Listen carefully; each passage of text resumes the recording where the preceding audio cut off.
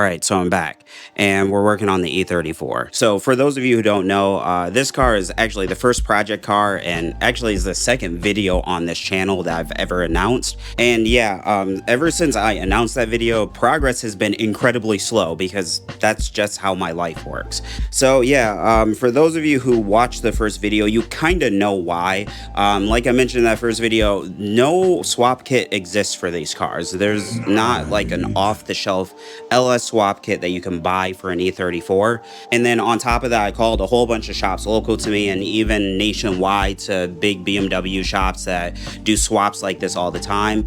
And nobody wanted to help me. So then I get back to working on the car. I'm talking to this builder that's down in South Carolina. They told me definitely they'd have engine mounts by a certain date. I don't know what happened. So I kind of went round and round with them, and they kept saying that they had other projects, but they definitely were working on it. Nothing ever transpired out of that after a year. I talked to multiple people here locally, and their advice to me was to sell my E34 and just buy an E30. I'd be much happier if I did that because nobody wants an E34 anyway. I don't know how that's helpful. And yeah, well, I still maintain that all those things those shops told me, which are fairly notable shops, and I'm not going to put them on blast. I just think it's silly that they wouldn't want to, you know, help a customer who's willing to pay them. But since all of those shops weren't willing to do it for me, I figured I would have to just do it myself. Now, for those of you who know me, you know I'm not a fabricator, I'm not a mechanic. I didn't learn or go to school for any of this. I'm actually just a nurse. So like all of this is really just like hobbyist type activities. This is all just me teaching myself how to build a car. And sometimes that means that things progress kind of slowly. And plus, you know, it also didn't help that after, you know, I launched that video, I had a generational run of bad luck with all of my cars and in fact with just life in general ever since that video came out. I mean, just way too many things happened. My wife's Beetle got rear-ended twice. My M3 got totaled.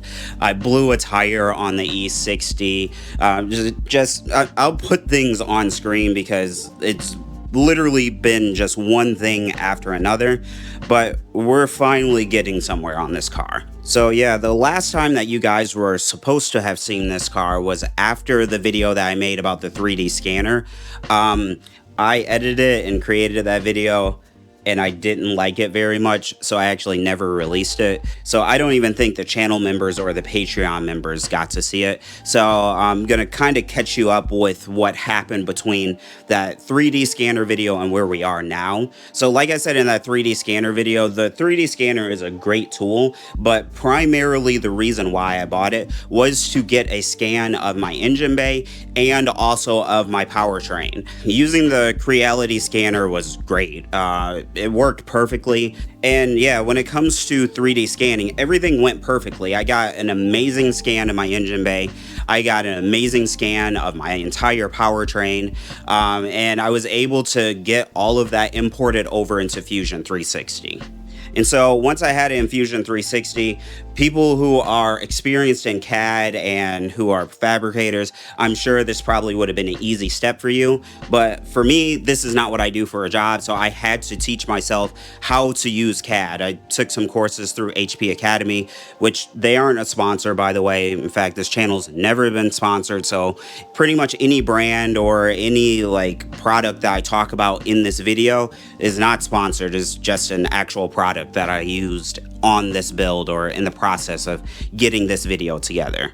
But anyway, I did the High Performance Academy 3D scanning and 3D modeling course, and that course is actually pretty good because it teaches you how to use Fusion 360 at a pretty basic level, and it taught me how to use it well enough to be able to take my two different scans and mock up where that engine would be in the engine bay.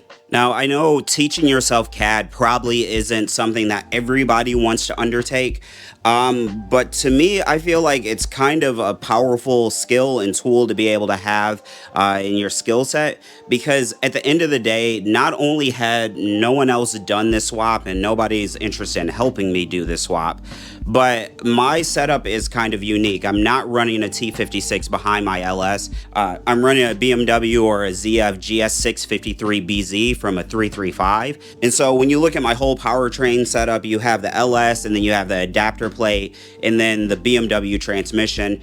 You can try to measure all this stuff with tape measures, but because I have all these 3D models, I was able to go through many, way too many prototypes to be able to see where this engine was sitting, to make sure it's not touching the steering box, to make sure the gearbox isn't going through the firewall, and then to make sure that the bell housing adapter, which hangs a lot lower than the engine, was not touching the subframe.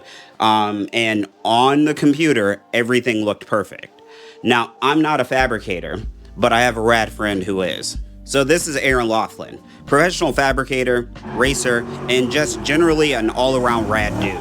You did sign the liability waiver, right? Sure. So the first thing that Aaron did was basically just to check to make sure that my virtual math made sense in real life, because again, I'm just me. I'm not a professional at this.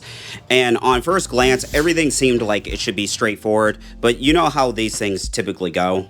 For the transmission crossmember, we actually aren't building anything. We are actually reusing the stock crossmember from the automatic 5-speed. It fits perfectly for the ZF 6-speed or the 6-speed manual that I'm putting in.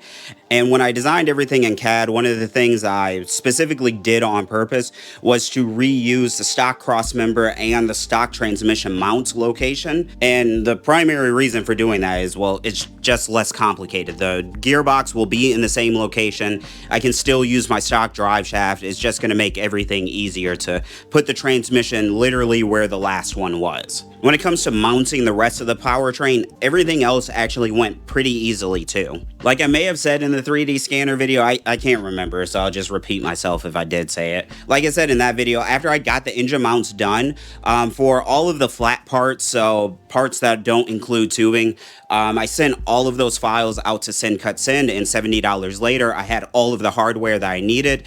I just needed it all welded together, and well, that's why Aaron's here. And then for the actual connections to the subframe, I'm using poly mounts from Condor Speed Shop. In my opinion, whenever you're trying to do any type of swap or any type of modification, I try to use as many OEM or OEM based parts, because if there's some type of failure in the future, you can quickly go and grab a replacement part. You don't have to have a custom part made every single time. And so in this situation, essentially what I'm doing is just reusing the poly mounts or the isolators from a stock BMW M60. So if I ever need engine mounts in the future, I don't have to have some custom LS engine mount or poly mounts to mount this engine. I can just use whatever options are available for the M60, and that will make my life easier going forward. To make the uprights or the vertical parts of the engine mount, Aaron actually made this kind of simple. He just used square tubing, and he actually had this cool little trick that he taught me, because I want him to be able to teach me some level of welding so I don't have to bother him every single time I need something done. So that's also how you figure out angles.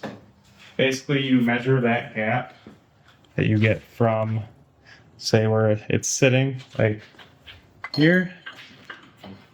So whenever you have that there, so whatever that gap is how far out you need to extend your angle. And then there is at 3 inch. So you're gonna have one side at 3 inches, one side at 4, and then you just draw a diagonal line to those points, and then you got your angle. And at the end of the day, that's why having a friend like Aaron is great, because a shop wouldn't have showed me that, but Aaron's willing to like teach me stuff, and he's probably willing to teach me stuff so that I can stop bothering him anytime I need stuff welded. But like I said, this is why it's great having rad friends, because they can teach you all types of skills and help you be able to grow as a car guy. And so after Aaron used this cool like measure angle trick, it was actually pretty simple. He just cut the tubing, and then because of all the random stuff that I did in CAD, and because my math was actually correct, the engine is perfectly in the middle of the car. So the engine mounts are actually symmetrical from left to right. Kind of technically. The engine mounts are the same height on each side. The engine mount that's on the driver's side has a cutout in its base plate that helps it to get around the steering box. But other than that, the engine mounts, you could actually transpose them as long as that notch is cut on each side. And so basically at this point, the next step, Aaron's just going to tack all these down, give them a small little tack weld, and then he's going to take these engine mounts back to his place because I don't have 220 in my garage. That's, I don't know, probably a future project. So if there's an electrician out there that wants to help your boy out, let me know. But anyway, he's going to take these back to his house, TIG weld them, and we've finally accomplished something on this car. We have engine mounts. So, yeah, the motor is in the car. Obviously, we're far from being done. I still have to wire everything. I still have to get a clutch pedal in this car and all types of stuff. But in terms of next steps, the big roadblock was getting the engine in the car, because it's kind of hard to plan out where things are going to be in the engine bay and whatnot if you don't know where the engine's going to be. All right, so I think that's pretty much it. It's just kind of mind-blowing after so long feeling like I'm stuck and kind of stalled to actually be in a position where we can start making forward progress on this car, and I can't wait to bring you guys more updates. If you guys like this E34, check out this video here on the left. This video is the first video that I made where I kind of highlighted why I'm doing all of this. And if you want to know what went into my LS in terms of parts and why I chose the parts that I did, watch this video here on the right. But yeah, I think that's pretty much it. I will see you guys in the next one. Peace out, homies.